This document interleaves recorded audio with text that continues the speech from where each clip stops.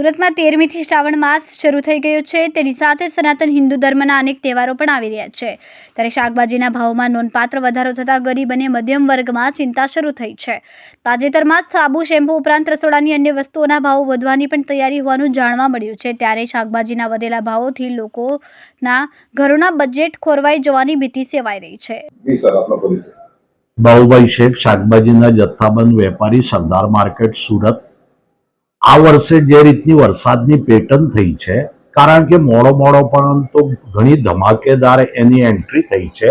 ભારે વરસાદ પડવાના કારણે ખેડૂતોના જે શાકભાજીનું ઉત્પાદન કરે છે એવા ખેડૂતોના ખેતરોમાં પાણી ભરાઈ રહેવાના કારણે અને ખાસ કરીને પાણીમાં જે શાકભાજી ટકી નથી શકતી એવી શાકભાજીઓમાં અત્યારે ઘણો ભાવ વધારો થયો છે।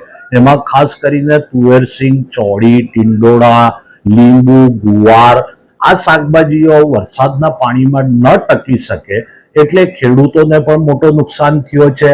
સાથે સાથે અમારી માર્કેટમાં પણ આવકમાં ઘટાડો થયો છે। એના સાથે અત્યારે શ્રાવણ માસની શરૂઆત થઈ છે અને શ્રાવણ માસમાં શાકભાજીનો વપરાશ વધી જાય છે।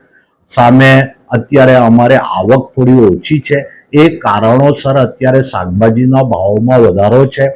હવે જો ભારે વરસાદ ન પડે અને જેટલું જરૂરત છે એ પ્રમાણનો વરસાદ થાય અને ખેડૂતોના પોતાના નવા પાક સારી રીતે એમના હાથમાં આવી બજારોમાં ઠલવાય એટલે ભાવો ધીરે ધીરે અંકુશમાં આવી જશે।